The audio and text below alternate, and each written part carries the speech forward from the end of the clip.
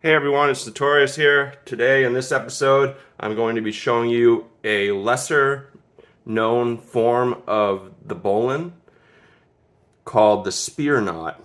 This is it right here, and this is the front, and this is the reverse.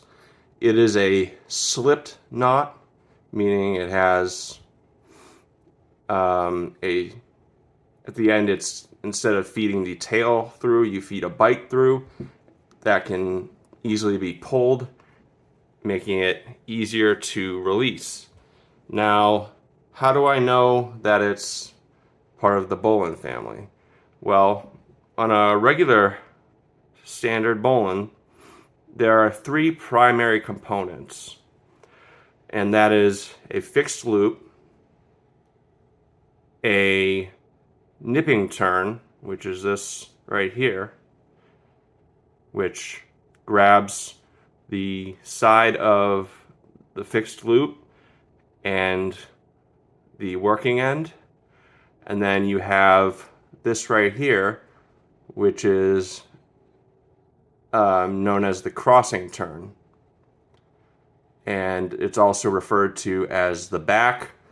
And there's a term where you say, in order to loosen a knot or a bowline specifically that has been loaded heavily, you can do what's called breaking the back, which is pulling this down, and that releases a lot of tension inside of the knot, making it easier to untie.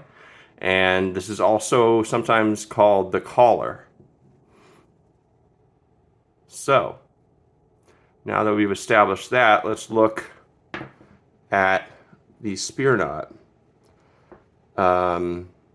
Also, just like the spear knot, the bowline can be tied in slipped form by just taking a bite, feeding it into the nipping loop, and then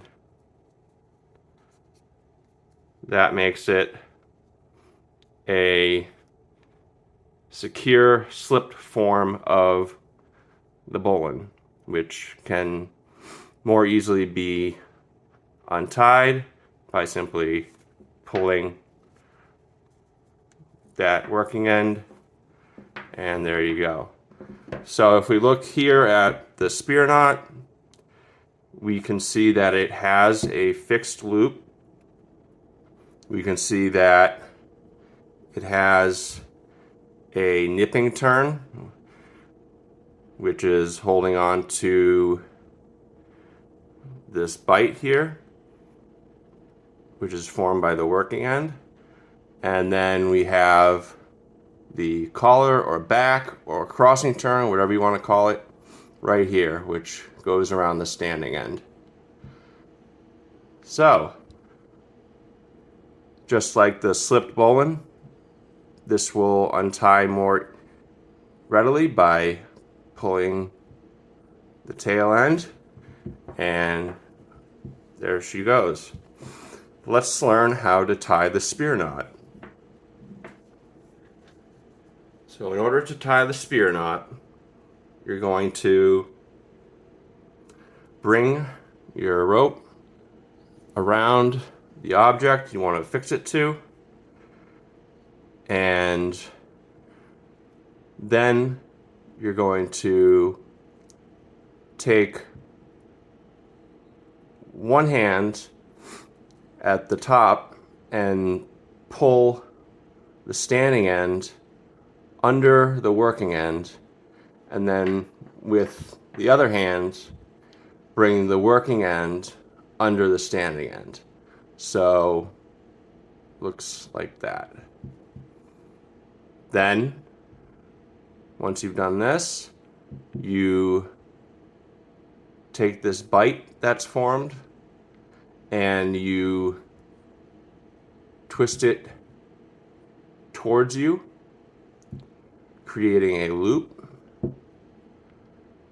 And then the next and final, second to final step is to form a bite and stick it through the loop like that. Once you've done that, you're going to dress and set. And now you're going to notice that, well, it didn't happen in this case, but sometimes it gets crossed here at the loop where it goes into the object, or excuse me, the knot. And all you would do to relieve that is it naturally wants to be twisted. So you see how before it's straining the loop, it's bending it, but if you go like that, that's its proper orientation. So after you complete the knot and dress and set it, you want to rotate it 180 degrees. And there you have it. That is the spear knot. I hope you enjoyed this video. If you did, hit the like button. Questions and comments below. I love questions. I love comments, so don't be shy. If you haven't already, check out my other content. I have tons of short form or shorts and long form videos all about knot tying, hitch tying, and climbing tutorials. Thanks so much for watching. Bye.